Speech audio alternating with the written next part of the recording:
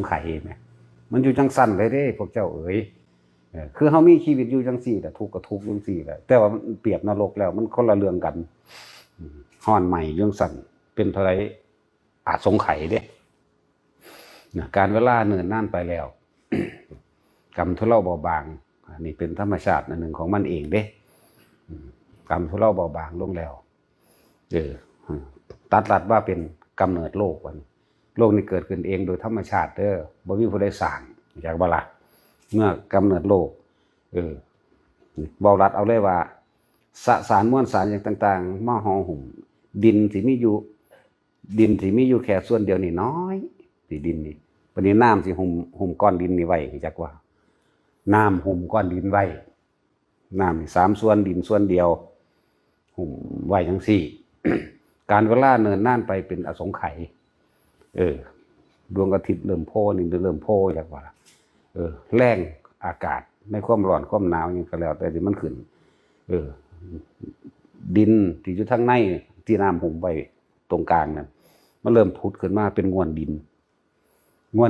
มันจะคล้ายๆถ้าคนเคยหุงเขาวเอาหม้อหุงเขาวเก่าโบราณเฮาหุงนั่นน่ะเป็นฝ้าขึ้นมานะเคยหุงบ่โอ้ยเด็กน้อยหาก็เกิดมันบ่จักหยัง หม้อดินนั่นน่ะเขาหุงเขาวแล้วเขานั่นบวขึ้นมาแล้วมันเป็นนั่นขึ้นมาล่ะเฮาเอามือไปกิ้วๆกินก็ได้นั่นน่ะนั่นแหละง่วนดินเป็นลักษณะนั้นง่วนดินเครือดินเป็นเครือดินง่วนดินหอมหวานเนาะเป็นลักษณะนั้นนี่แหละมันสิพุดขึ้นมาจากก้อนดินที่น้ำหุ้มไว้เป็นจังซั่น เมื่อน้ำหุ้มไว้บัดนี้คำว่าจิตประภัสสอนก็คือพวกเทวดานั่นแหละโลกมันโคจรนั่นบอกมันเริ่มโคจรไปเด็กมันก็หมุนไปตามของมันเองเป็นเอง มูสัตว์ทั้งหลายบ่นี่ที่เป็นเทวดานั่นแหละหรือเป็นพรหมก็แล้วแต่เทวดาก็แล้วแต่ก็ว่าล่องลอยมาเจอพอดีกับอันนี้เป็นของแปลกใหม่ซึ่งในอวกาศเบื้องว่างบ่มีหยังแต่ว่าอันนี้เป็นของแปลกใหม่แล้วก็มีกลิ่นดินหอมกินดินกินนวลดินเครือดินนี่หอมก็เลยลงมาซิมเบิ่งเมื่อมาซิมเบิ่งแล้วก็เกิดจิตใจในรสชาตินั่นกายหยาบเริ่มเกิดเลยเห็นบ่ล่ะกายหยาบเริ่มเกิดแล้ว ที่แรกก็เหาะไปได้อยู่แต่ว่ามาซิมดูเขาดีเขาเหาะไปบ่ได้แล้วก็ไปโดยอากาศบ่ได้แล้วตัณหาเกิดแล้วอันนี้หมายถึงบัดนี้สัตว์ทั้งหลายเป็นไปตามกรรมผู้บ่ทันได้เข้าถึงพระนิพพานผู้ท่านได้สิ้นสุดพระนิพพานก็ต้องเวียนว่ายตายเกิดพรหมโลกก็มี16หรือ20ไปคือเก่าเป็นนั้นคือว่า20ก็บวกอรูปภพอีก4 16กับ4ก็เป็น20เนี่ยรวมกันแล้วเป็นแบบนั้น อย่างสั้นมาซิมดูเขาเลยเกิดกลายเป็นเลยเป็นสัตว์ชนิดแรกเกิดขึ้นสัตว์ชนิดนั้นเอิ้นว่ากิมิชาติที่อีเปิมมันบอกกิมิมันบ่ได้ผิดเด้นั่นน่ะมันบ่ถูกเด้สิเป็นคือตัวหวกอยากว่าล่ะใสๆสิว่าเป็นสัตว์ชนิดใดก็บ่ทันได้กรรมนี่เริ่มให้ผลแล้วเข้าใจบ่ล่ะกรรมนี่เริ่มให้ผล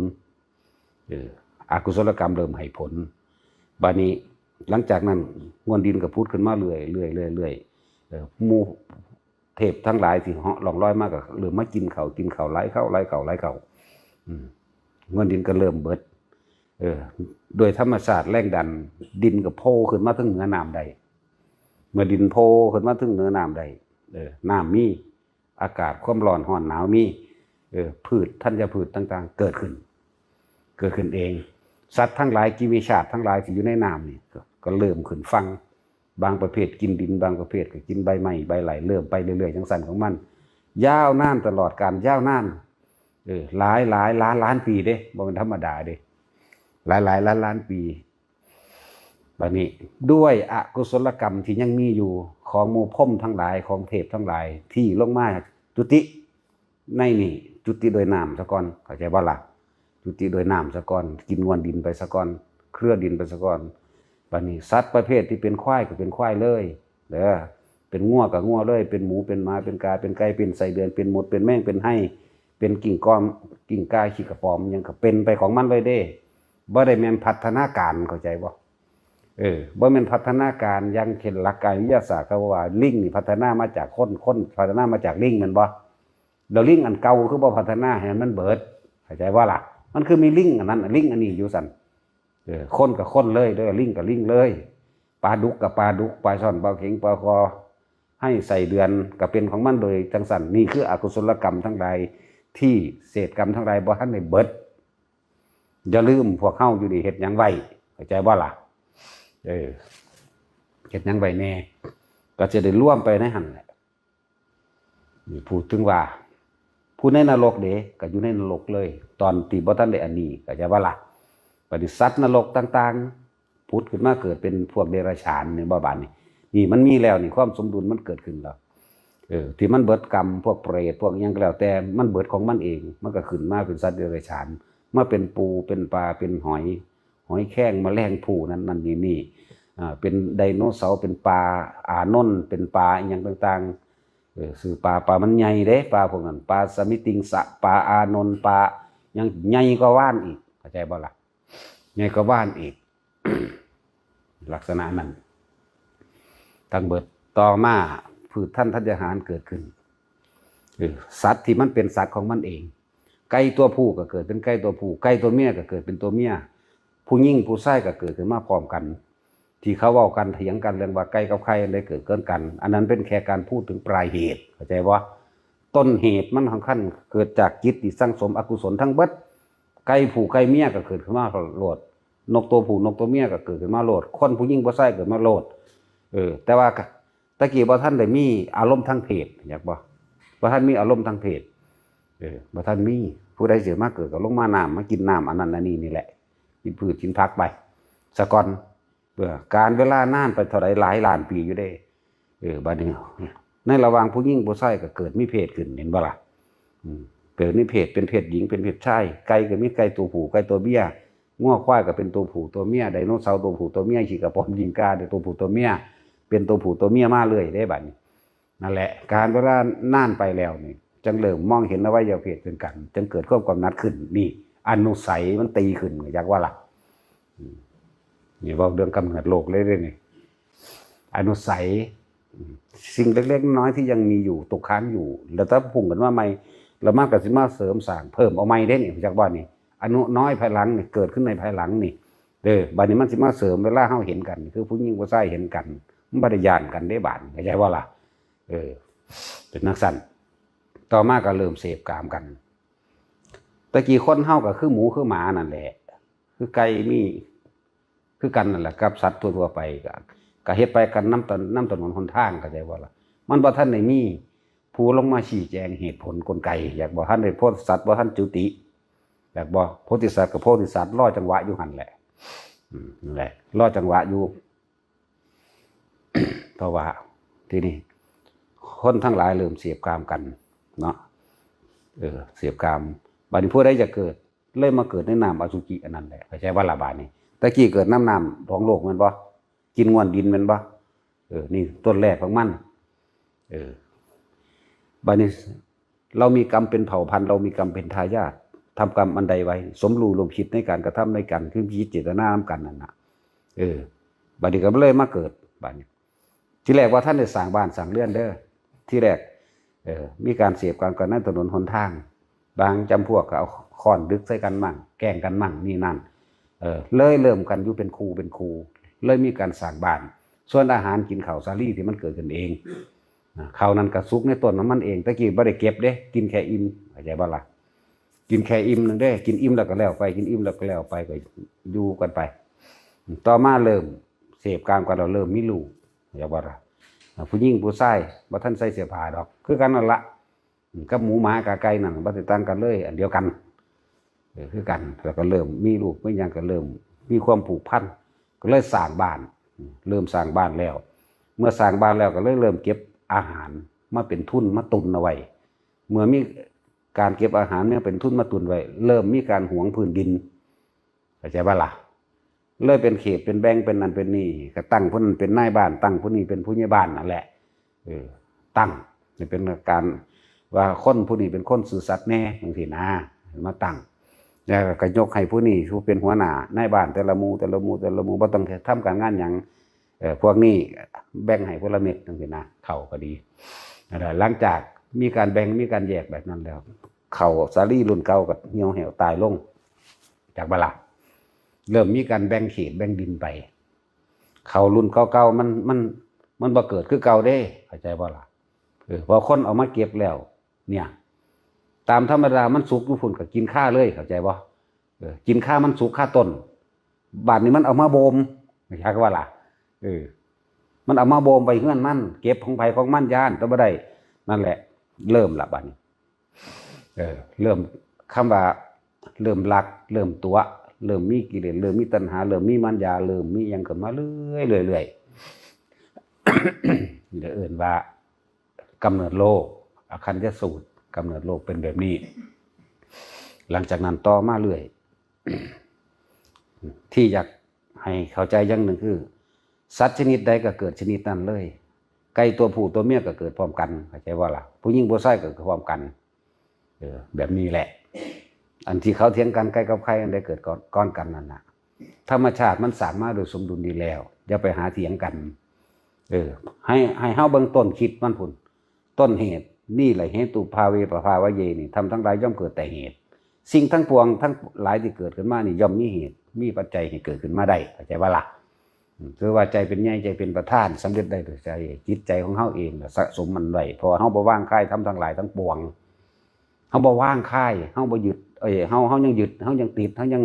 มีความสงสัยอันใดอันหนึ่งเห็นบ่อารมณ์เห็นน่ะจังซี่นี่คือกำเนิดโลกเด้อความน่าสะลดใจคือว่าถ้าเฮาบ่เข้านิพพานเฮาก็จังมาเวียนว่ายตายเกิดเป็นคือเก่าเด้เข้าใจบ่ล่ะนี่คือความน่าสะลดใจนึงแล้วเฮาก็สิมาเวียนว่ายในกำเนิดโลกอันนี้เราผู้ใดตกนรกก็นรกไปเลยเท่าใดอสงไขยกว่าโลกที่เกิดขึ้นเมื่อโลกเกิดขึ้นแล้วกว่าสิมีพระพุทธเจ้าเกิดขึ้นเพราะฉะนั้นสิว่ามนุษย์สัตว์ทั้งหลายเกิดมาเป็นเผ่าพันธุ์เห็นบ่เผ่าพันธุ์ของไผของมันฝรั่งกับฝรั่งเลยเห็นบ่ล่ะฝรั่งเลยนิโกเลยพวกคนไทยพวกคนป่าเลยนี่แหละก็จังซี่แหละมันก็เกิดขึ้นมาเป็นกลุ่มของมันจับกลุ่มแล้วก็มีการแบ่งแยกที่ดินแล้วก็หวงกันแล้วก็เริ่มมีการลบล่าขาฟันกันนี่แหละเป็นสั้นไปทุกคนที่มีกรรมเป็นเผ่าพันธุ์เคยกระทำกรรมร่วมกันโดยสมรู้ร่วมคิดกันอีหยังกันเคยมีอนุสัยต่างๆฝังเอาไว้พวกเทวดาจักว่าล่ะหรือแม่นเปรตก็สร้างบัดสัตว์นรกก็สร้างที่พ้นกรรมแล้วที่เคยทำกรรมร่วมกันไว้ครับพวกนี้มาเป็นผัวเป็นเมียกันแล้วมันกรรมมันสิดึงดูดเข้าหากันนี่แหละบ่มีสิ่งใดที่มีอำนาจแรงใดเหนือกรรมเห็นบ่บ่มีผู้ใดเปลี่ยนกรรมใดบ่มีผู้ใดแก้ใดตนเองเท่านั้นแก้ได้เด้อผู้อื่นเปลี่ยนให้บ่ได้ผู้นี้มันบัดนี้พ้นจากนรกบัดนี้คิดว่าตกนรกยาวนานขนาดใดอีกสองผัวเมียนี่เคยทำกรรมร่วมกันกับผู้นี้สิมาเป็นลูกเห็นบ่ก็ไปเกิดนำผู้นี้1 เดือน15 วันนี่หัว1แขน2กระปะเกิดขึ้นเป็นซ่องหัวใจเกิดขึ้นมาแล้วปุ๊บนี่แล้วก็จ้องใส่เป็นจุติจิตที่สมบูรณ์ดีแล้วก็เข้าสู่ซ่องหัวใจนั่นก็ไปเกิดเป็นลูกผู้นั้นผู้นี้ก็ว่าไปนั่นแหละความเป็นมา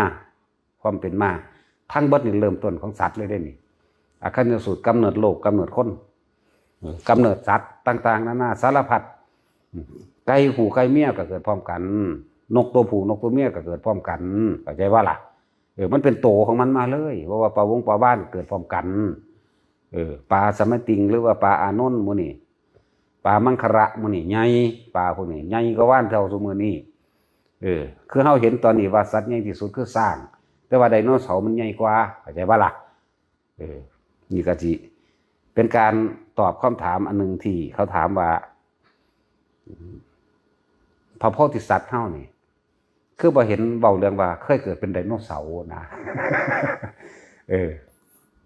แล้วก็บ่เคยเห็นว่าเคยเกิดเป็นไห้ใส่เดือนจังซี่นะฟังเอาสัตว์ที่น้อยสุดที่พระโพธิสัตว์มาเกิดเท่ากับนกกระจาบนั่นแหละคือเล็กที่สุดเท่านั้นใหญ่ที่สุดเท่าช้างแม่นปลาก็ใหญ่ที่สุดเป็นปลาฉลามเท่านั้นเข้าใจว่าล่ะฉลามกับโลมาหมู่นี่นะบ่แม่นว่านเด้อถ้าประเภทปลาเป็นปลาสั้นบ่เป็นปลาซิ่วปลาสร้อย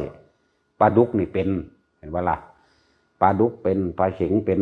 ปลาช่อนเป็นนะอย่างสั้นปลาไหลเป็นจากว่าล่ะมันบ่น้อยจากว่าปลาไหลเผือกเคยเห็นบ่ปลาโพธิสัตว์นั่นแหละจะได้เคลียร์ปัญหาอันผู้เขาถามข้างๆล่ะถามหลายคนลักษณะนั้นคือว่าเห็นคือยินว่าสมัยหนึ่งเราตถาคตเสวยชาติเป็นไดโนเสาร์คือว่ามีเว้าหั่นนะ บ่ใหญ่ปานนั้นเด้อใหญ่ที่สุดไม่เกินช้างเล็กที่สุดเท่ากับกระจาบเด้อตอนนั้นนอกนั้นบ่แม่นบ่มีแล้วก็เคยเกิดเป็นเปรตเป็นตกนรกบ่เป็นหมดทุกอย่างในนรกเบิดทุกหลุมพร้อมแล้วโพธิสัตว์บ่ไปเกิดอยู่อนาคามีไม่ไปเกิดและอรูปภพไม่ไปเกิดเด้อบ่ไปเกิดพวกนี้เขาเจ้าบ่ไปมันเสียเวลามันเนิ่นช้ามันเป็นอสงไขยพวกนี้มันเกินกับอนาคามีมันบ่แม่นนั่นน่ะหมายถึงว่าเขาเจ้ายังบำเพ็ญโพธิหมายถึงจะเอาความตรัสรู้ตัวนี้นำมาสอนสัตว์อยู่เลยบ่เข้าสู่อนาคามีบ่กลับมาเกิดอีกดอกเป็นผู้ไม่เป็นผู้หมดชั่วในความอยากได้และอยากเป็นมันจบแล้ว เหลืออยู่ตัวหนึ่งคือเหลือแค่ว่าว่างความสงสัยนิดหน่อยก็จบแล้วว่างความอยากตัวเดียวจบละอยากไปนิพพานจากบ่ล่ะตัวเดียวนั่นแหละจึงบอกว่าแม้นิพพานก็ไม่ต้องอยากเพราะว่ามันดับอยู่แล้วเท่านั้นเป็นสั้นแล้วเข้าใจซะเด้อบาดนี้หั่นบ่มีว่าสมัยหนึ่งเราตถาคตเสวยชาติเป็นไดโนเสาร์เนาะอย่างพันซอรัสอย่างบ่มีนะ มันบ่มีมันใหญ่โพดเพิ่นบ่ไปเกิดเป็นสัตว์ใหญ่เกินไปใหญ่สูงสุดเท่าช้างเล็กสุดเท่านกกระจาบเด้อปลาก็เท่าปลาดุกปลาเท่าปลาดุกปลาเข็งปลาหมอเป็นนะปลาเข็งเขาจักปลาเข็งบ่คือคนไทยคนปลากลางสูรู้จักปลาเข็งไหม ปลาเข็งคือปลาหมอ ปลาข้อคือปลาช่อนเด้อ เอียนคือปลาไหล เอาภาษานี่ภาษาของแท้ได้ไปจากบ่นี่อย่าลืมต้นกำเนิดต้นกันแล้วกันนี่แหละมาตมาโคตรผุนเด้อสิบอกให้นอกตำรานั่นแหละ หายสงสัยซะเพิ่นบ่ใหญ่ขนาดหรือว่าที่ไม่ไปเกิดอนาคามีเพิ่นบ่ไปดอกแต่ว่าเพิ่นรู้ก็แล้วกันแต่ว่าเพิ่นบ่ไปมันบ่ได้ยากเลยดับเข้าสู่ลมหายใจมันก็ดับแล้วแต่บาดสุดท้ายกูออกมาจักว่าล่ะนั่นแหละถ้าบ่รู้แกล้งพระนิพพานสอนนิพพานบ่ได้ดอกเป็นสั้น แล้วอรูปภพบ่ไปอายุมันเป็นอสงไขยหลายอสงไขยพร้อมเสียเวลาในการ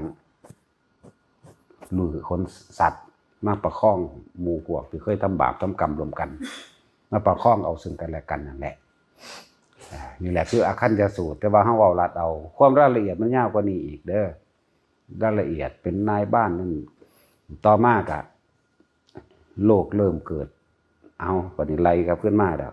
เริ่มมีประเทศเริ่มเป็นเมืองนั่นแหละมีเมืองนั้นทุกคนก็แยกอยู่แยกเป็นเผ่าพันธุ์นะสัตว์ทั้งหลายที่เคยเป็นสัตว์เลี้ยงนั่นก็กรรมเห็นบ่สัตว์เลี้ยงนั้นตัวใหญ่ขนาดใดก็สร้างเป็นช้างก็ถือเขาเอามาใส่คือเก่าถ้าสิพูดถึงสมัยเก่าก่อนไดโนเสาร์เขาก็เอามาใส่เด้ไถนาเด้ตะกี้เด้อไดโนเสาร์ก็มาไถนามาหลักเรียนไม่ต่างกับช้างเด้มีคือกันนั่นแหละบัดลดลงมามันสูญพันธุ์มันตายของมันเองก็เพราะว่าอย่างภูเขาไฟระเบิดตายน้ำท่วมมั่งภูเขาไฟระเบิดมั่งมันก็ตายสั่นตัดออกไปเรื่องไดโนเสาร์มันมีในพระไตรปิฎกแต่ว่ามันนอกพระไตรปิฎกล่ามออกไปอีกจักน้อยก็ได้นะแล้วก็สัตว์ที่ใหญ่กว่าไดโนเสาร์ก็มีอีกนะบัดนี้มันบ่มีในตำรามันสิเถียงกันซื่อดอกใหญ่กว่าไดโนเสาร์ก็มีนะตั้งแต่เรื่องมนุษย์ต่างดาวมันก็มีอยู่แล้วในอมรโคยานนทวีปนั่นอุตรากุรุทวีปปุเพวิเทหทวีปของเฮาเรียกว่าชมพูทวีปทั้ง4อยู่จังใดสมัยก่อนนั้นก่อนที่ชมพูทวีปสิเกิดก่อนโลกนี่สิเกิดเขาก็อยู่ของเขาเป็นปกติเพราะเขาเป็นผู้มีศีลจากบ่ล่ะเขาเป็นพวกซื่อสัตย์ได้พวกนั้นซื่อสัตย์เด้อายุ200ปีถึงเวลาตายก็ตายโลดบ่ได้ป่วยเด้ออายุ200ปีตายก็ตายโลด400ปีหรือ800ปีตายโลดเป็นสั่น บ่ได้คือพวกเฮามันกรรมการกระทำของเขากับการกระทำของเฮามันต่างกันอย่าลืมคนที่มาเกิดเป็นทาสซึ่งกันและกันก็เคยเป็นหนี้เป็นสินซึ่งกันภิกษุบางหมู่เราเคยกินของเขามีจักบ่ล่ะที่บอกว่าบ่ได้เว้าเล่นเด้อบางที่ไปเกิดเป็นงัวเป็นควายให้เขาไปใส่หนี้ให้เขาเป็นจังซั่นเป็นงัวเป็นควายเป็นสัตว์เลี้ยงชนิดใดชนิดหนึ่งซึ่งเป็นทาสบัดนี้เป็นคนก็เป็นทาสอีกทาสนี่มีค่าทำกันกับสัตว์เด้เอาไปขายคืองัวคือควายนี่เด้อตะกี้ไล่ไปคืองัวคือควายเนี่ยตีเขียนไปเด้กำเด้กำเฮ็ดให้บ่สู้เข้าใจบ่ล่ะสู้ก็บ่ได้มันสิมีความหวาดบั่นคันพร่ามสิย่านในหันตีไปคืองัวคือควายนี่แต่บ่เฮ็ดตามก็จะปาดข้อทิ่มเด้ทาสนั่นน่ะธรรมดาบ่ได้โดนด้วยการเลิกทาสนี่พระปิยมหาราชเฮานี่เป็นผู้เลิกให้เด้สมเด็จพ่อรอ5นี่นึงเด้เข้าใจบ่ล่ะรายการที่5ได้เลิกให้เฮานี่คนไทยเฮานี่เข้าใจบ่ล่ะบ่ได้โดนเด้อสิไปว่าหยังยิ่งกว่านั้นอีกยิ่งสมัยพุทธกาลจังซี่ยิ่งกว่านั้นอีกมีการขายทาสเด้เอาต่างประเทศเขาก็ยังมีได้ขายทาสเนาะก็อยู่ในลาวเดียวกันนั่นแหละขนาดเป็นคนยังเป็นทาสเศษกรรมทั้งหลายเลยล่ะบ่แม่นขนาดว่าเป็นทาสก็ยังไปทำงานแบบทำงานฟรีๆน่ะโดนเขากดขี่ข่มเหงและบ่ใจขาแรงอันนั่นแหละหลายอย่างอยู่เด้อแต่สิเว้าเรื่องความละเอียดของกรรมนั่นแหละแกงรายละเอียดมันนี่เพียงแค่เศษเล็กน้อยเด้ที่เอามาเว้าแต่ละมื้อแต่ละอันนั่นน่ะแต่สิเว้ารายละเอียดเลยโอ้ยเว้าไปนี่อสงไขยนึงก็บ่เบิดเด้นี่ก็สิเว้าในคนผู้เดียวว่าเคยเกิดเป็นหยังมานี่คนผู้เดียวเคยเกิดเป็นนั่นมานี่จนที่สุดทอดพระนิพพานนี่อสงไขยนึงก็บ่เบิดคนเกิดเท่าใดอสงไขยแล้วในคนผู้เดียวนี่นั่นแหละถึงจังเว้ารวบๆเอาอาจินไตย4สิ่งที่ไม่ควรคิดวิสัยของพุทธเจ้าโพธิสัตว์เข้าใจว่าล่ะบ่ต้องไปคิดกับเพิ่นเลยเพิ่นมีหยังแปลกๆนั่นละเรื่องของกรรมนี่บ่ต้องไปคิดดอกฟังโลดบ่ต้องใส่ความคิดดอกบ่มีสมองดอกพวกเจ้านั้นฟังเอาแต่ว่าล่ะวิสัยของคนได้ชาญแต่ว่าก็เฮ็ดอีหยังแปลกๆนั่นเองกำเนิดโลกหรือเว้าเมื่อกี้นี่กำเนิดของโลก4อย่างฟังเอาประดับความรู้ไว้ยังความสลดใจมันเป็นตาประมาทอยู่บ่ในการทำความดีของเฮามันเป็นตาประมาทอยู่บ่ในการที่เฮาสิมารู้ลมหายใจเขาออกวิธีมันง่ายขนาดนี้แล้วนะเสียวอย่ามัวไปแต่ทำบุญว่าโดยการถวายของโดยการทำพิธีหรือว่าโดยการบำรุงภิกษุสงฆ์หยังก็แล้วแต่โดยการทำคนดีเพื่อที่จะเป็นนั่นสิไปประมาทหยังกับนั่นอันนั้นก็มีคือกันอันนั้นก็มีกับมันมีเป็นธรรมดาแต่เป็นหยังสิ่งที่เฮาสามารถเฮ็ดได้ในตัวเฮาเองนี่แหมหายใจเข้าหายใจออกอยู่กับตัวเองเป็นผู้มีสติสัมปชัญญะอยู่กับตัวเองตัวนี้ไหมตัวที่เฮาเป็นอิสระไหมบ่มีผู้ใดมาบังคับผู้ใดหายใจได้บ่มีผู้ใดมาบังคับความคิดผู้ใดขังความคิดไผได้บ่มีจะบอกเครื่องผูกมัดความคิดมีตะของไปผูกมัดเจ้าของเองเด้มักอีนี่คิดฮอดแต่อีนี่ก็ตัวของได้ไปมักเอาเองไปผูกมัดเจ้าของเอาเองมักผู้นั้นมักบักนั่นมักหมาอันนั้นมักแมวอันนั้นก็ของได้ผูกมัดเจ้าของเองแม่นบ่ล่ะหรือผู้ใดมัดไว้อยู่บ่เนาะมีไฟมัดไว้เด้เจ้าของเป็นผู้มัดเจ้าของเองเด้อนี่แหละ จังว่าให้มันมองไปไกลๆยันทุเลสันติเกวาเป็นเรื่องไกลที่เว้ามานี่เรื่องไกลสันติเกวาเป็นเรื่องใกล้เว้าเรื่องใกล้สันติที่ไปว่าสันติเกวาเป็นเรื่องใกล้ๆเรื่องใกล้โตเฮาแล้วก็เรื่องอยู่กับเฮานี่มั้ยสันตินี่มั้ยอยู่กับเฮาได้ลมหายใจกับเฮานี่มั้ยเป็นผู้มีสติรู้อยู่หายใจก็ออกแล้วก็เป็นผู้มีความรู้สึกตัวทั่วพร้อมอยู่กับตัวเองสมาธิจิตตั้งมั่นในความสงบเจ้าของเฮ็ดเอาเด้เรื่องไกลเว้ามาแล้วเด้อยันทุเลนี่ไกลทุเลนี่ไกลรู้จักบ่ล่ะเว้ากำเนิดโลกก็เว้ามาแล้วข้ามช็อตเลยเด้นี่อยากว่าพูนช็อตพระวิปัสสีคุณข้ามมานี่นั่นแหละเป็นจังซั่นมันเป็นสื่อกับนี่เฮาผู้ใดเป็นผู้ตั้งกับนี่พุทธเจ้าเป็นผู้ตั้งกับนั้นชื่อว่ามันทกัปมั่งกับนั้นชื่อว่าสารมันทกัปมั่งกับนั้นชื่อว่าภัตตรกัปมั่งกับนั้นชื่อว่าโอภาคิยะมันทกัปมั่ง พุทธเจ้าเป็นผู้ตั้งเด้เฮาบ่มีสิทธิ์ดอกเข้าใจว่าล่ะแต่เพิ่นก็ตั้งโดยสมมุติเพื่อว่าให้เกิดการคุยกันเข้าใจซื่อๆดอกตั้งสมมุติเด้ออย่าไปจริงไปจังกับมันตัวสร้างซั่นซื่อวันซื่อดอกที่ตัวสิจริงจังลมหายใจเจ้าของพี่เด้อผู้ใดพลาดบัดนี้ยังมีโอกาสอยู่ยังมีโอกาสอยู่อีกช่วงเดียวคือพระสิริยะเท่านั้นเด้มีโอกาสช่วงเดียวถ้าสิตกข้างไปตกข้างนำพระพุทธเจ้าองค์นั้นเด้อนั่นแหละพุทธเจ้าองค์ศรีอริยะนั่นแหละบ่แต่ว่าจะไปปรารถนาไปเด้มันสิไปเป็นหมาอยู่ในศาสตร์นั้นมันก็บ่ได้คือเก่าเด้เป็นหมาเป็นงูเป็นควายอยู่ในหันเป็นใส่เป็นทาสเขาอยู่หันคือเก่าเป็นให้เป็นขี้กระปอมกินตือใส่เดือนโอ้ยมันจะไปได้อีหยังแต่นั้นจะบอกให้ทุกคนทำขณะนี้ให้ดีที่สุดเด้อแม้นว่าปรารถนาไปมันสมบูรณ์โดยกันเองโดยเหตุปัจจัยมันก็ไปโดยผลของมันเองดอกเข้าใจบ่ล่ะแต่ทางที่ดีนั่นน่ะกูบ่ต้องปรารถนาหยังเลยบ่ต้องไปจักบ่ล่ะอยู่กับเจ้าของโลดอยู่กับเจ้าของแต่เว้า ให้ฟังสำหรับคนที่ว่าพุทธเจ้าเคยเกิดเป็นอันไดโนเสาร์บ่เป็นป่าว่านก็บ่เป็นเด้อใส่เทือนก็บ่ได้เป็นขี้จักแท้ก็บ่ได้เป็นให้ก็บ่เป็นแต่ว่าเรื่องตกนรกมันก็ตกอยู่ก็มีชนิดใหญ่สุดบ่เป็นชนิดที่หนักสุดคนก็บ่ได้ไปเป็นดอกนะพวกเปรตที่มีตัวใหญ่ยาว80โยชน์จังซี่น่ะก็บ่เพิ่นก็บ่ได้ไปเป็นดอกเพิ่นเฮ็ดโดยความนั่นฆ่าคนเพิ่นก็ฆ่าอยู่ฆ่าบักหลายคนล่ะแต่ว่าคนฆ่าหลายแต่ก็สมมุติว่าฆ่า100ก็แลกล้านฆ่าล้านก็แลกแสนล้านเข้าใจว่าล่ะฆ่าเป็นจังซี่ว่าฆ่าแม่งโลดถ้ามันบ่ดีเนาะ ก็จังสั่นตัวมีเป็นจังซี่บ่มีอยู่นี่คือเพิ่นลากสดเป็นหยังเพิ่นจะอายุจัง80ปี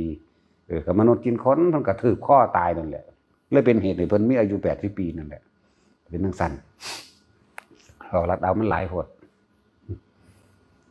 พวกเฮานี่มีโอกาสแล้วใช่มั้ยพบพ่อแล้วมั้ยคำสอนไผก็ตามเด้อบ่จำเป็นต้องว่าเป็นคำสอนของพระพุทธวจนะดอกเข้าใจบ่ล่ะถ้ามันไม่ไปเบียดเบียนทำร้ายให้ผู้ใดผู้หนึ่งเสียชีวิตและทรัพย์สินตลอดทั้งคนและสัตว์คำสอนนั้นถือว่าเป็นไปได้ใช้ได้เข้าใจบ่ล่ะย่อมเหมือนกันแต่สิเว้าว่า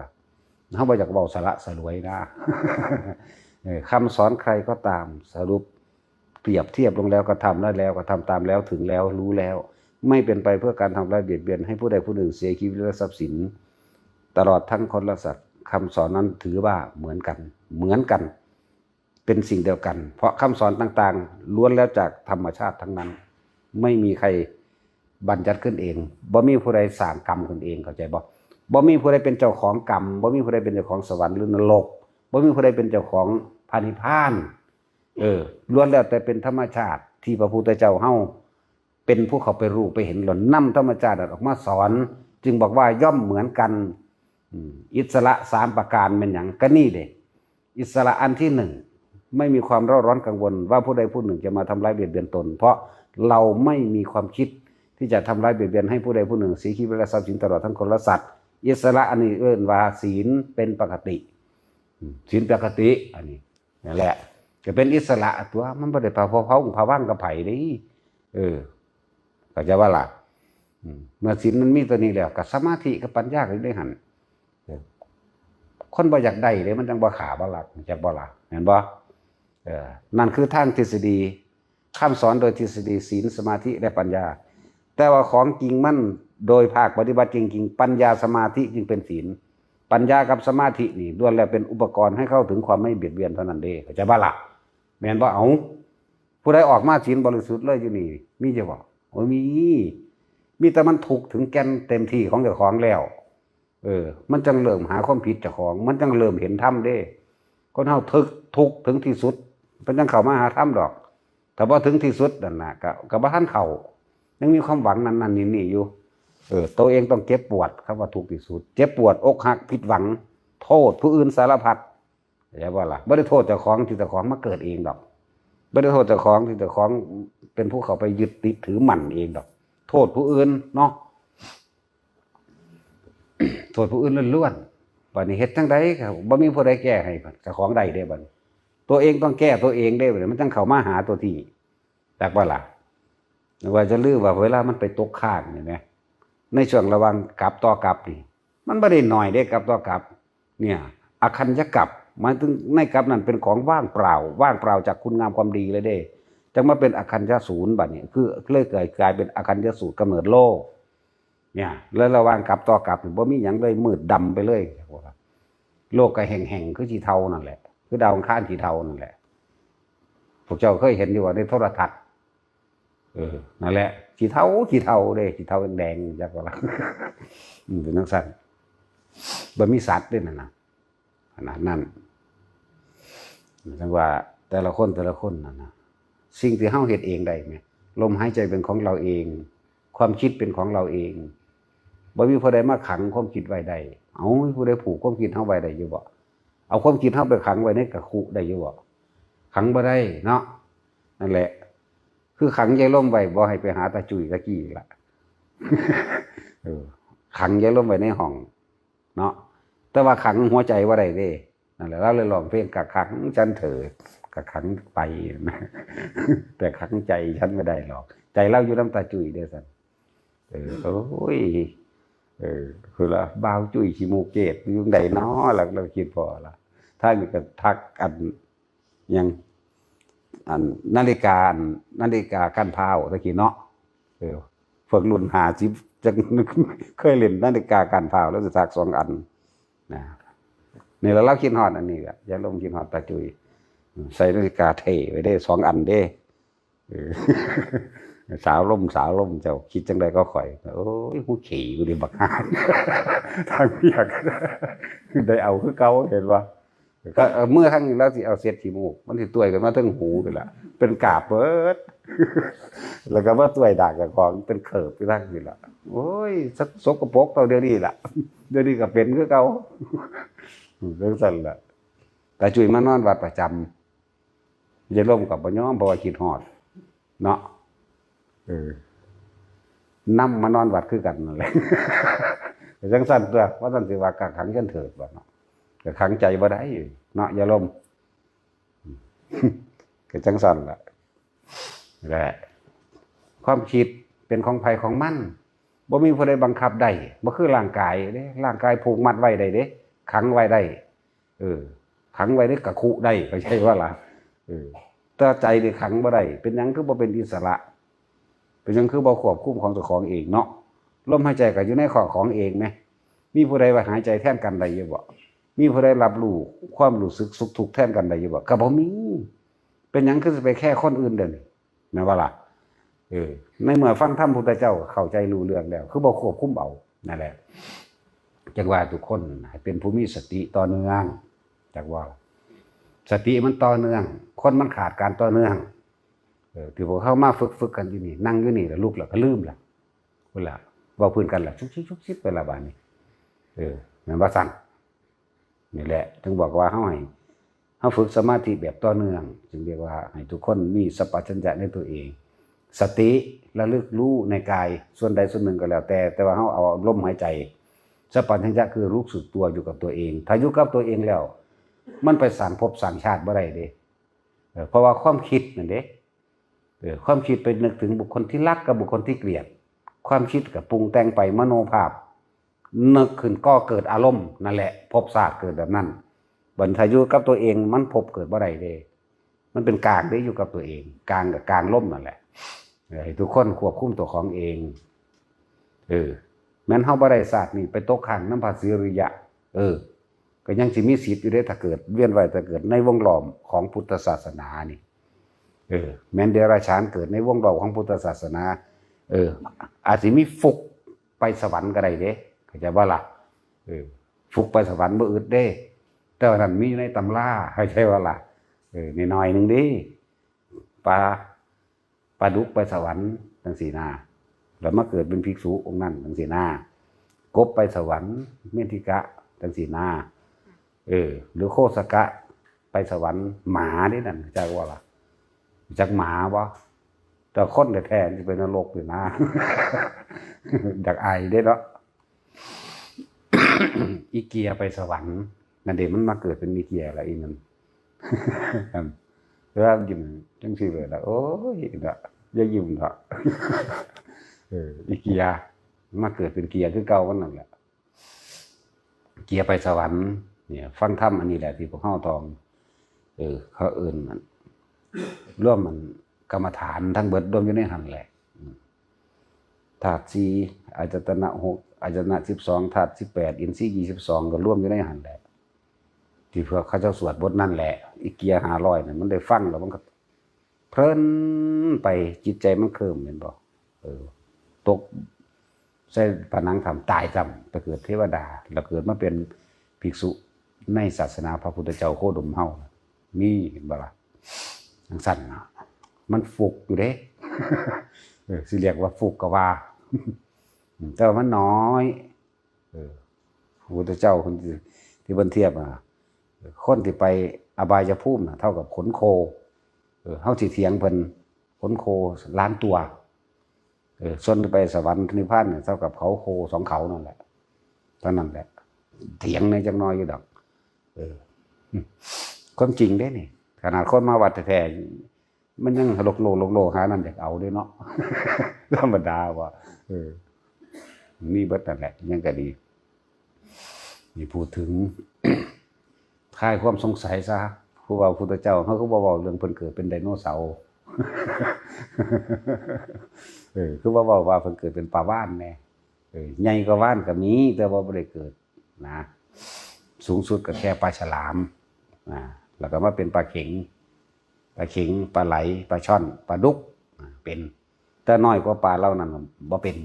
ปลาซิ่วบ่เป็นปลาซิ่วอันหางแดงหางเดิงส้อยเสยบ่เป็นเต่าเป็นบ่เป็นเต่าเป็นหมูเป็นหมาเป็นกาเป็นไก่เป็นช้างม้าวัวควายเป็นเบิดทุกอย่างนั่นแหละแต่ว่าต่ำกว่านั้นบ่เป็นจักว่านกก็ว่านกชุนกนิดอีกอีแรงก็เป็นอินทรีย์ก็เป็นเป็นเบิดแต่ในสมัยศาสตร์ที่ในสมัยพระปทุมมุตระนี่เพิ่นเป็นราชสีห์สิงโตเพิ่นไปทำความเคารพหรือว่าไปรักษาพระพุทธเจ้าตอนเพิ่นเข้าสมาบัติอยู่ใน7 มื้อบ่กินหยังยามมื้อเช้ายามมื้อแลงห้องกู้ขึ้นนั่นแหละฮอกก็ยังไล่สัตว์อื่นไปมาไกลการเพิ่นทำความดีของเพิ่นนั่นเห็นบ่ล่ะขนาดเพิ่นเกิดในสมัยพุทธเจ้าได้นั่น เพิ่นก็ยังเป็นสิงโตเห็นว่ามันเป็นตาประมาทภาษาหยังครับเผาเนาะหลายชาติอยู่เด้เกิดเป็นหมาจิ้งจอกเกิดเป็นหมาในมีเบิดเกิดเป็นกาเกิดเป็นเป็ดเกิดเป็นห่านมื้อนี้มีเบิดเด้อภาษาหยังพวกเฮาเด้อสัตว์บางชนิดนั่นแหละเพิ่นจึงสอนบ่ให้ไปประมาทกันเฮาบ่ฮู้ได้ว่าเขาบำเพ็ญหยังเข้าใจว่าล่ะเฮาจึงบอกกันอยู่เรื่อยๆพวกนี้พวกที่มาฟังเฮานั่นน่ะเวลาเขาถามว่าคนนั้นพูดจริงไหมคนนี้พูดถูกไหมอย่าบอกเด็ดขาดอย่าไปแสดงความเป็นอัตตาตัวตนขึ้นมาอัตตาตัวตนได้ที่แสดงโอ้ยมันบ่มีจริงหรอกซั่นจังซี่นั่นน่ะเอาความรู้สึกเจ้าของออกมาเว้าเด้นั่นน่ะจากการสรุปลงแล้วเข้าใจว่าล่ะวิเคราะห์เอาเองเด้นั่นพูดออกจากความรู้สึกนั่นแหละตัวตนจึงบอกว่าพวกนี้พวกเฮาแนะนำกันครูสอนสมาธิเรียกว่าล่ะจะไปว่าเด็ดขาดเด้เฮาบ่ฮู้เด้ขนาดหลวงปู่โตนหมานอนขวางทางลงโบสถ์เพิ่นยังนั่งลงโยมอาตมาขอไปหน่อยบ่ได้ถีบไปเลยเด้อยากบ่ล่ะตอนนี้ลูกศิษย์เพิ่นว่านั่นก็เป็นนั่นน่ะแม่นว่าบ้าบ่บอกกับหมาซั่นเพิ่นหันวับมาทันทีเลยเด้ว่าแกรู้ไหมเนี่ยฉันพูดอยู่นี่ฉันไม่รู้นะว่าเขาเป็นพระโพธิสัตว์หรือเปล่านี่ธรรมดาบ่อะไรทั้งว่าพวกเฮาเอาคำสอนอะไรก็ตามที่มาว่าเป็นไปโดยการทำลายเบียดเบียนนำมาใส่มันคือเดียวกันเพราะคำสอนพุทธเจ้าก็เอามาจากธรรมชาติเข้าใจว่าล่ะธรรมชาตินี่มันมีอยู่เป็นอยู่ของมันเช่นนั้นเองผู้ใดว่างตัณหาได้ก็ไปนิพพานบ่มีไผสอนเห็นบ่ล่ะเพิ่นก็เลยนำสิ่งเหล่านี้ว่าอ๋อมันเฮ็ดจังซี่เองก็นำมาสอนอยู่ซื่อเด้ล่ะเรื่องสั้น ซึ่งว่าบ่ยึดติดคำไผใดๆทั้งสิ้นเด้อ จะไปหาเทียบว่าคำนั้นจริงไหมผู้นี้พูดไม่จริงเพราะนั้นพูดไม่ถูกอันใดก็ตามที่ว่าเป็นไปด้วยการทำร้ายเบียดเบียนผู้ใดผู้หนึ่งเสียชีวิตและทรัพย์สินนั้นเหมือนกันทั้งหมดไม่ได้แยกแยะว่าเป็นคำสอนไผ่เข้าใจว่าล่ะมันเป็นมันมีของมันโดยธรรมชาติมาพอแห้งแล้วมันเป็นเองของมันโดยธรรมชาติเพิ่นเข้าไปพ่อเพิ่นก็เลยมาบอกคือซื้อเลยแต่เด็กน้อยบอกก็เอานะเนาะหมาเฮาบอกก็เอาได้ถึงจักว่าแบบนี้สุว่าทั้งนั้นที่เป็นเหวเฮาไปกลางคืนหมาเฮางงมันเป็นหยังว่าเฮาสงสัยน้ำเสียงหมาเฮาน้ำเสียงหมาไปเฮาก็บ่ตกเหวก็เอาหน้าเนาะปานนั้นแหละเฮาแต่จังว่าบ่ให้ไปอธิบายเด้อพวกเฮาคนนั้นพูดไม่จริงคนนั้นพูดไม่ถูกอันนั้นอันนี้เป็นนั่นเป็นนี่ที่เฮาเห็นแล้วมันสลดใจจักว่าล่ะโดยเฉพาะฆราวาสสอนธรรมถ้าบ่เว้าดูถูกภิกษุสงฆ์นี่รู้สึกว่าเจ้าของบ่บรรลุธรรมรู้สึกว่าเจ้าของบ่เด่นรู้สึกว่าเจ้าของบ่รู้มันบ่ธรรมดาเด้อริยะเจ้ายิ่งอริยะเจ้าอรหันตเจ้ายิ่งบ่ได้อวดว่าเจ้าของรู้ซะได้ไปเฮ็ดสงกสงเงกไปตามภาษาเจ้าของเองกูคานเว้าอย่างว่าล่ะ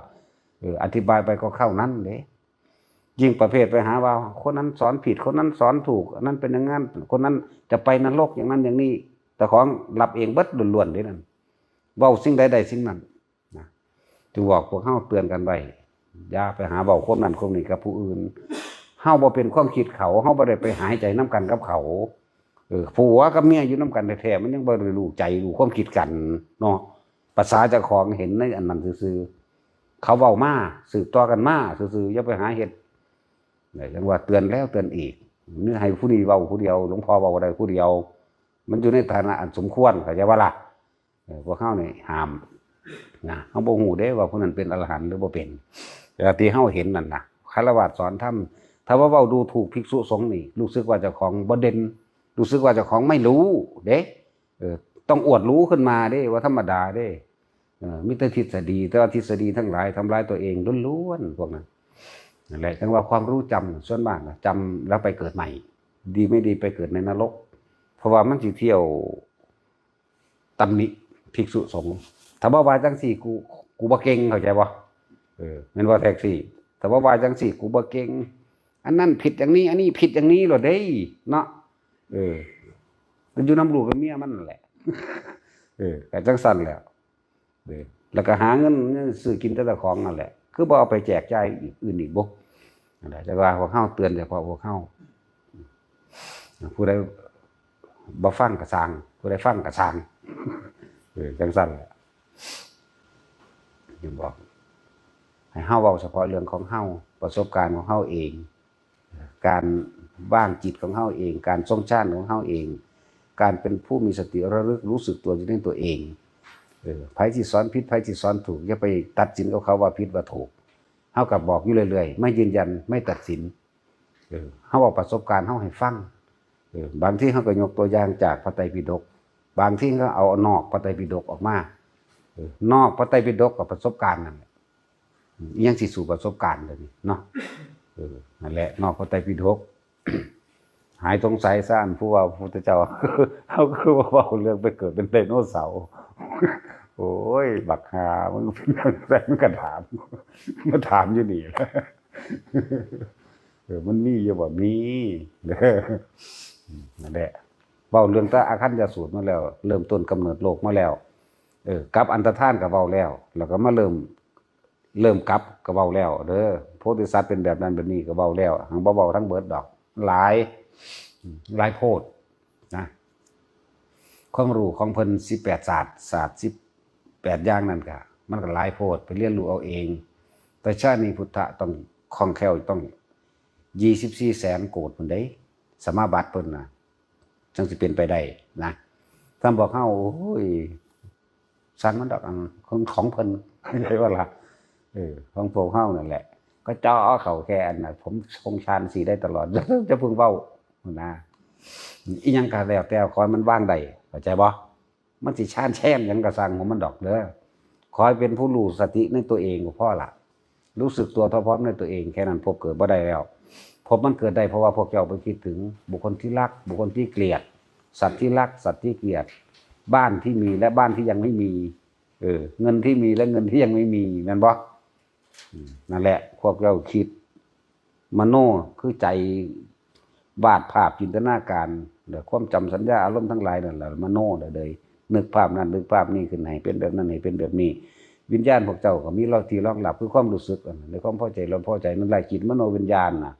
วิญญาณทิฏฐิมีที่ตั้งเห็นบอกมีที่ตั้งล่ะก็ไม่มองเกิดที่ตั้งก็เลยเรื่องสั้นฉะนั้นต้องบ่ให้มันมีที่ตั้งบ่ต้องไปคิดถึงบุคคลสัตว์สิ่งของจังว่ามาเห็นมาพบมาพอแล้วขึ้นอยู่กับการตัวเนื่องทำให้บ่อยทำให้มากก็คิดเองดอกต้องใจกับอาหารเด็ดเดียวเด้อแนวมื้อนี้เด้อจะไปฆ่าเอาเสาะกับผู้นั้นผู้นี้อยู่นั่นโอ้ยซ้ำนั่นแหละอย่าลืมว่าเฮาเป็นผู้ยึดติดเองบ่มีผู้ใดยึดติดเฮารถเฮาก็อยากได้มันเองรถมันบ่ได้อยากได้เฮางัวควายมันก็บ่อยากได้เฮาเด้เฮาอยากได้มันเด้ตาสินถามมันเบิ่งอยู่ว่างัวเจ้าอยากได้ตาสินเป็นเจ้าของเด้มันว่าอยู่บ่มีอยู่บ่มันเว้าอยู่บ่บ่มีนะเจ้าตัวไปหาซื้อมันมาเอาเองตีขามันมาว่าซั่นเนาะจังซั่นอีหลีนั่นแหละหมาก็คือกัน คนเขาไปยึดมันเป็นเจ้าของเองเด้เจ้าของนี่เป็นผู้ยึดติดแม่นบ่ครับยึดมั่นคือมั่นนั่นแหละเธอเลิ่นว่าสัตว์สัตวะเนี่ยแปลว่าผู้ยึดติดสัตตะนั่นแหละแปลว่าผู้ยึดติดยึดมั่นถือมั่นเฮาจักได้มันเองเด้ทุกอย่างผัวกับเมียก็คือกันล่ะที่แรกก็คืออยู่ไผอยู่มันเนาะบัดไปเห็นแล้วกันคืออยากได้กันเอาเองเนาะผู้ชายก็อยากได้ผู้หญิงได้ผู้ชายแล้วยึดติดน้ำกันนั่นแหละเรื่องสั้นตัวของเด้เริ่มต้นนั่นน่ะแต่สมมติว่าเขาอยากได้เฮาบ่สนใจเฮาบ่อยากได้เขามันก็สิเกิดจังขึ้นได้ก็เฮาบ่อยากได้เข้าใจบ่ล่ะมีแต่เฮาได้อยากได้จังซั่นแหละเด้อเอาไปพิจารณาเบิ่งเด้อมีจะบอกงัวกับควายมันอยากได้คนเป็นเจ้าของผู้ใดเลี้ยงแม่อยู่นี่มันถามอยู่บ่เอาข่อยเป็นเจ้าของแน่นำเว้าเด้อแหงนหน้าเบิ่งเอาข่อยเป็นเจ้าของแน่มีอยู่บ่มีคือถ้าเจ้าไปเห็นโอ้สีงามนั่นงามราคาดีเนาะเลี้ยงไว้เพื่อฟังผลประโยชน์จากมันดอกบ่ได้เลี้ยงไว้ว่าหักมันดอกแม่นว่าล่ะมึงอ้วนพี่มาเถอะพ่อกูขากูก็ขาพ่อขายกูก็ขายเนาะมันเลี้ยงมันมาแล้วบ่ได้หักลูกมันนำดอกหักเจ้าของอยากบ่ล่ะโอ้ลูกมันงามได้ราคาดีเพิ่นบ่ได้คิดเด้เนาะอีหลีแล้วคือคนนั่นยังเลี้ยงลูกไว้ขายแม่นว่าซั่นมีอยู่บ่มีคนเอาลูกสาวไปแจกเขาเงินให้พร้อมเอาเข้าให้นำมีอยู่บ่มีนะเอาไปขายคือกันแม่นบ่ซั่นยากอยู่เด้แนวพวกนี้แต่สินก็ขายไปผู้นึงแล้วยังอีกผู้นึงบ่ต้องขายอีนั่นเอาไว้นี่ก็จะเอาเองอีนี่เห็นบ่เอามันไปขายแล้ววิทย์อยู่บ่บาดนี่แง่วอยู่มื้อเช้าบ่เห็นบ่เพิ่นว่ามันสิวิทย์มือเห็นว่ามันเอามาทิ่มให้มันก็เอาลูกมันแล้วมาทิ่มให้เนาะจังซั่นแล้วห้องแง่วอยู่เพิ่นว่าสิวิทย์มือบ่วิทย์นั่นแหละเป็นความจริงบ่ซั่นเลี้ยงลูกเลี้ยงหลานเบิดเลยไผอยู่นี่ก็เลยนั่นแหละแต่ว่าอันช่วงนั้นกูบ่นี่มีครอบมีครัวแล้วกูสบายแล้วว่าซั่นบ่แม่นหนักก็เก่าอีกเรื่องเพิ่มอีก2อีก3มันเอามาทิ่มให้นี่ก็ความจริงมันเป็นจังซั่นบัดนี้ก็เป็นห่วงมันได้บัดนี้นั่นสร้างภพแล้วเห็นบ่ล่ะคิดไปแล้วเนี่ยเป็นนึกถึงหน้ามันแล้วนั่นมโนนึกภาพหน้ามันเนาะจังซั่นจังซี่เห็นขนมอยู่นี่ก็ปั๊บโลดแล้วเนาะคิดถึงผู้นั้นผู้นี้เข้าใจว่านี่สิจับขนมแต่ละอันนี่พุ่นหน้าพุ่นนั่นแหละนั่นน่ะนั่นแหละภพเกิดจักว่าล่ะเป็นแบบนั้นเอาคิดดีๆเด้อถ้าว่าบ่แม่นผู้ใดมีลูกมีเต้าเล้าหลานนั่นน่ะแม่นเบิดนั่นแหละมันยากเด้เพราะสั่นก็สิว่าต้องใจกล้าหาญเด็ดเดียวเด็ดขาดเด้ถือว่ามันมีรถทิพย์มาคันนึงนี่พวกเจ้าอุ้มลูกน้อยอยู่8-9 เดือนนี่เนาะพอดีมันกับตีนยันปากมือหยุมผมจากบ่ล่ะจกไปน้ำหูดำปากเฮานี่ตีปากเฮามั่งหังยิ่งชกยิ่งโตยิ่งเตะยิ่งต่อยอย่างไรก็ยิ่งน่ารักเป็นที่พอใจ ของผู้ถูกเตะถูกตีถูกต่อยเห็นบ่ล่ะนี่นะ8-9 เดือนอ้อแออย่างนี้ไหมหยุมเฮามั่งนั่นมั่งมันบ่เอาตีนมายันปากก็เอาตีนมันมายันเอาเองแม่นบ่ล่ะอยู่หันแล้วก็อีหลีนี่แหล้วเอาตีนมันได้มาหั่นมาใส่ปากใส่น่ะอีหลีนี่แหละจังซั่นขนาดมันบ่ยันกูก็เอายันเอาเองนี่แม่อุ้มอยู่จังสิกำลังอ้อแออยู่นี่แม่รถทิพย์นิพพานแล่นมาต่อหน้าต่อตาบอกเจ้าพวกเจ้าต้องถิ่มมันเด้แล้วขึ้นนิพพานรถนิพพานเลยเด้จังสิเอาได้จังสิไปได้มันขนาดนั้นเด้ใจว่าล่ะบ่แม่นแค่นั้นเด้ว่านี่เสือก็มีเสือเหลืองเสือเหลืองเสือดาวหมีขาวเสือเหลืองเสือดาวหมีขาวงูเหลือมงูเห่างูจงอางล้อมเต็มเจ้าของเองอยู่นั่นน่ะจะกล้าถิ่มบ่ล่ะเนาะขนาดนั้นเด้ใจต้องเด็ดเดียวขนาดนั้นเด้มันไปได้เด้อนั่นแหละแต่ถิ่มบ่ได้ก็ไปเกิดกับมันยากหยังวะเนาะแนวนี้ได้แนวบ่ยากแนวยากขึ้นแนวสิขึ้นรถนิพพานนี่เด้จังซั่นแล้วถิ่มแมงรถเด้มันสิไปยากหยังก็ยังว่าแต่ว่าซั่นก็เวียนว่าแต่เกิดอยู่นี่แหล้วอะแม่ของจริงบ่ซั่นเนี่ยความจริงบ่เอาพวกเจ้าเวลาหยอกลูกเต้าเล่าหลานเจ้าของแม่นบ่เอามันบ่ยันกูก็เอามันมายันมาถูน้ำข้างนี่แหละกัดตีนมันใหญ่ตีนมันอย่างนั้นแหละเห็นบ่ซั่นมันเบามือมากเอามือมาลูบมาขูดเจ้าของเองเห็นบ่นั่นแหละความจริงต้องยอมรับเป็นผู้ใดเคยเฮ็ดถึงสั่นอีหลีนั่นแหละมันสร้างภพสร้างชาติอารมณ์ความรู้สึกผูกพันกันว่านั่นแหละเรามีกรรมเป็นเผ่าพันธุ์เรามีกรรมเป็นทายาทเนี่ยทำกรรมอันใดไว้จิตเจตนาของเฮานี่ทำแล้วเห็นบ่นี่ถึงสั่นนี่แหละที่ว่าสัตว์ทั้งหลายมันมาเกิดแบบใดเบิ่งเอาเด้อเป็นตั๊กแตนก็เป็นตั๊กแตนมาเลยเด้บ่มีวิวัฒนาการดอกเข้าใจบ่ล่ะคนก็เป็นคนมาโหลดเป็นผู้หญิงเป็นผู้ชายมาโหลดเป็นจังซั่นไก่ก็เป็นไก่ตัวผู้ตัวเมียมาโหลดเด้มันเกิดขึ้นมาพร้อมกันโหลดเด้เด้อมันเดี๋ยวที่ว่าไก่กับไข่ได้เกิดก่อนกันเฮาเอาต้นมันเลยมันเกิดขึ้นมาโดยสมบูรณ์เสมอภาคมาแล้วเข้าใจบ่ล่ะผู้หญิงผู้ชายก็เกิดขึ้นมาเลยแต่สิคือบ่เถียงกันแต่ผู้หญิงกับผู้ชายผู้ใดเกิดมาก่อนกันเนาะแม่นบ่ซั่นแต่บ่มีผู้หญิงผู้ชายก็เกิดบ่ได้ถ้ามีผู้ชายผู้หญิงก็เกิดบ่ได้คือบ่เถียงกันแน่แม่นบ่มันจะไปนอนกับไผมันบ่ได้เกิดจากกอไผ่มั้ยมันบ่ได้นำโกนกีกเด้นั่นแหละเกิดมาพร้อมกันเบิดนะเป็ดตัวผู้ตัวเมียก็เกิดพร้อมกันใช่บ่ล่ะจังซี่แหละน่าสลดสังเวชว่าพวกเจ้าเอ๋ยนี่อคันจะสูตรที่มันกำนอก่อกำเนิดเกิดขึ้นมาใหม่เศษกรรมอันใดที่เคยมีไว้นะบัดนี้เคยทำการใดไว้นะสัตว์ที่พ้นจากนรกแต่ละอันก็มาเกิดตามเครือญาตินี่ล่ะกรรมเป็นเผ่าพันธุ์เข้าใจว่าเผ่าพันธุ์การกระทำโดยมีความการกระทำรวมกันในอดีตศาสตร์นั่นเด้ยาวนานขนาดนั้นเด้ยังให้ผลเด้อบ่ซั่นสิว่าพระพุทธเจ้าเฮาเคยเกิดเป็นลูกชาวประมงไปยิ้มน้ำเขาซื่อๆมันหยังสูมันหยังสูซื่อๆนี่แหมเขาสิเบ็ดขึ้นมาป้าแต่เนี่ยยิ้มน้ำเขาดีใจน้ำเขาซื่อๆยังมาปวดหัวเป็นประจำขนาดนั้นนะนั่นแหละ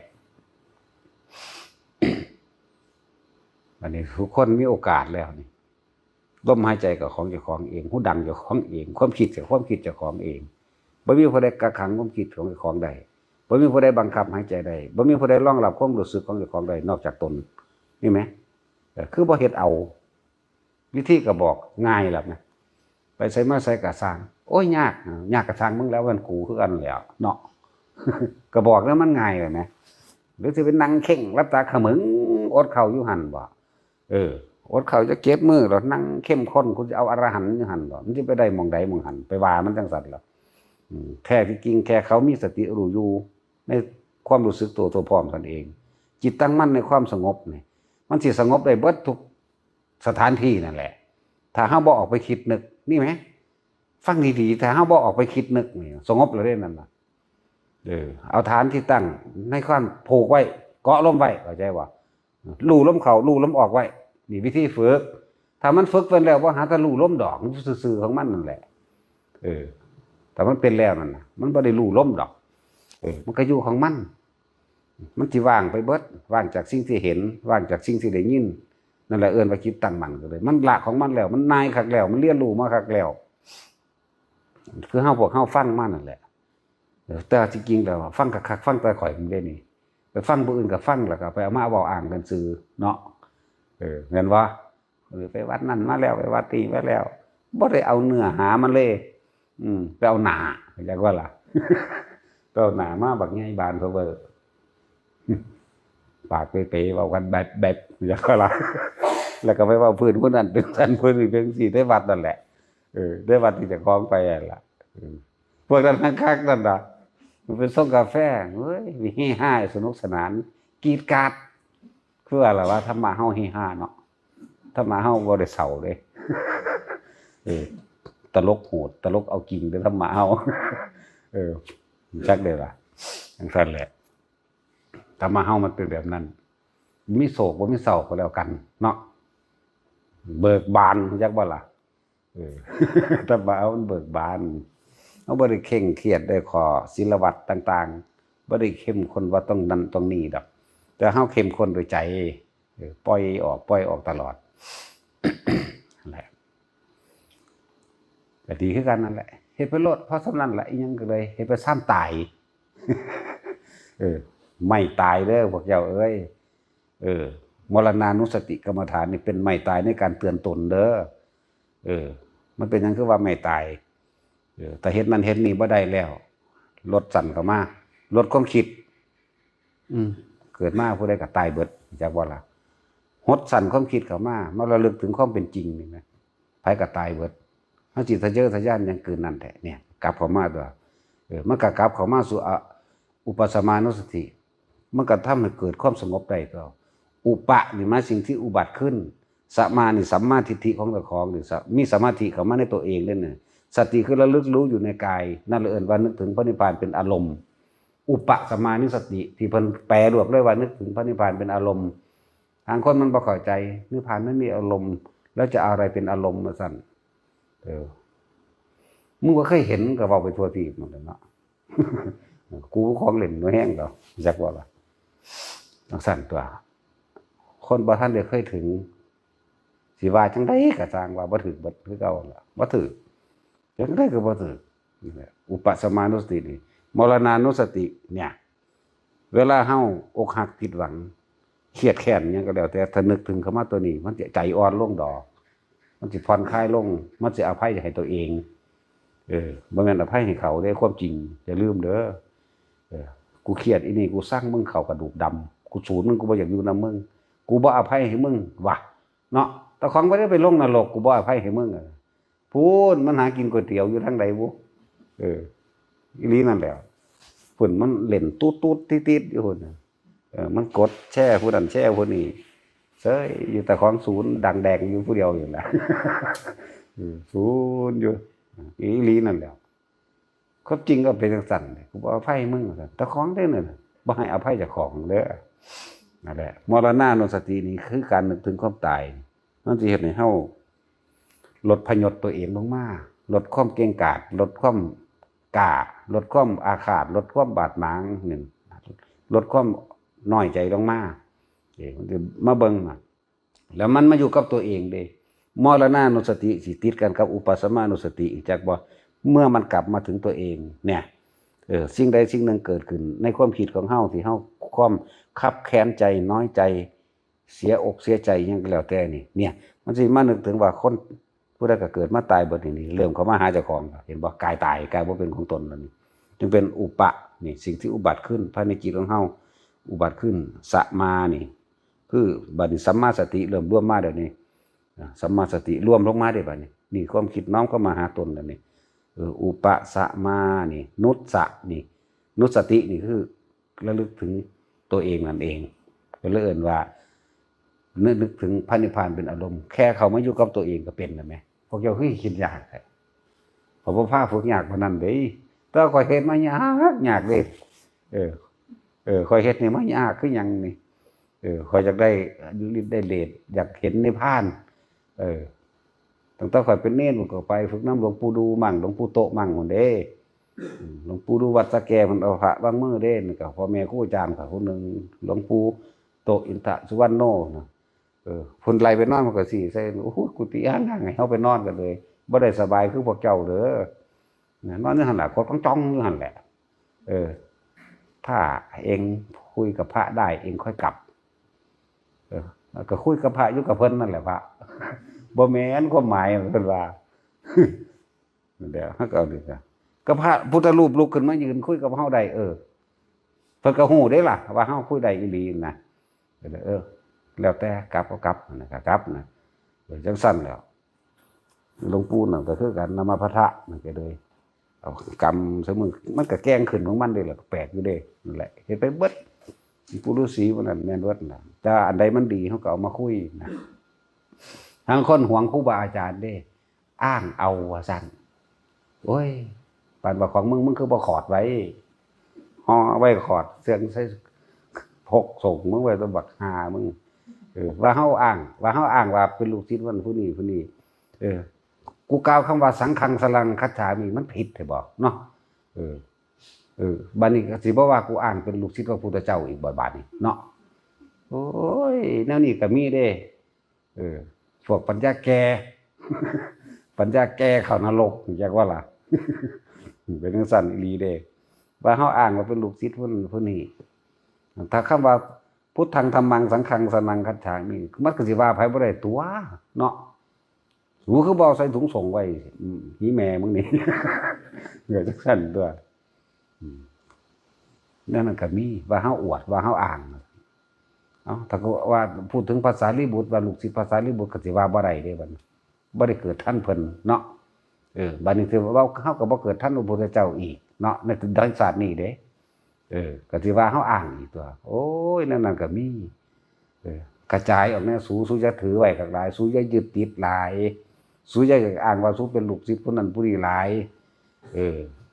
จังซั่นบ่รู้จักบอกลูกศิษย์พระธรรมว่าคักนั่นนี่ฝึกหัดธรรมทรงต่อธรรมรับใส่ธรรมรู้ธรรมเห็นธรรมบ่แห้งจะบ่ล่ะจังเอามาทรงต่อก็ต้องอาศัยพระพุทธเจ้านั่นแหละอาศัยพระพุทธโคดมเพิ่นเป็นผู้บอกทางแล้วก็อาศัยพระสงฆ์ว่าซั่นหรือว่าสังฆังสนังบ่ถือเอาผู้นี้เป็นสารณะคำว่าเคารพนับถือแปลว่าหยังยินดีกระทำตามด้วยความเคารพนับถือยินดีกระทำตามได้นี่ด้วยจิตด้วยใจผมได้ว่าแม่นทำตามแบบสำนึกได้นั่นแหละอันพวกว่าอ้างเป็นลูกศิษย์ผู้นั้นผู้นี้นะลูกศิษย์ฮอดเน้นหมดแล้วเน้นได้กระทางเนาะก็อยู่ในหันอยู่ในพุทธังธัมมังสังฆังอันเดียวกันเว้ยว่าเฮาอ้างว่าไม่ใช่ลูกศิษย์พวกนั้นสู้ก็เอาไปเสื่องไว้ซะทีสู้จะประกาศที่ล่ะเนาะว่าเฮาอ้างเป็นลูกศิษย์หลวงปู่ฤาษีอยู่ซั่นพศ32พศ33ถ้าเฮาไปนั่นน่ะยังนั่งตีวงอยู่พุ่นทั้งเพิ่นก็ป่วยจักบ่ล่ะมีการแกล้งเพิ่นอีกต่างหากตัวบ่เว้าตัวมันเลวจักบ่ล่ะมีการแกล้งอีกศาลาหลังนั้นก็มันมางทิ่มแล้วบ่ศาลาข้างกกโพนคลองน้ำทั้งนั้นมันอยู่ข้างคลองน้ำดอกนั่นแหละมันก็ย่างน้ำจักบ่ล่ะว่ากูบ่ไปว่าก้อนสูพวกไปอ้างว่าบ่แม่นนั่นน่ะเนาะก้อนสูพุ่นก็ให้กูอ้างแหน่กูก็ไปอีหลีก็ให้กูเว้าแหน่สูว่าพุทธังสรณังคัจฉามิธัมมังสังฆังสรณังคัจฉามิก็เพิ่นเป็นพระสงฆ์เนาะกูบ่ฮู้จักก็ให้กูว่าแหน่จักหน่อยนี่เถาะเนาะเดี๋ยวก็ว่าลูกศิษย์หลวงปู่มั่นก็ให้กูอ้างแหน่ก็เพิ่นเป็นพระสงฆ์เนาะก็กระทั่งเบิดนี่ตัวนั่นแหละจังว่าพวกขี้ที่ฮอดครูบาอาจารย์เจ้าของโอ้ยดอกสูคือบ่เอาไปออกดอกเรื่องสั้นซะขี้ที่หลายก็เลยนั่นแหละของเฮาบ่ได้ซีเรียสธรรมะเฮาตลกเอาจริงธรรมะเฮาเบิกบานปากก็บานพร้อมเอาสบายท่าน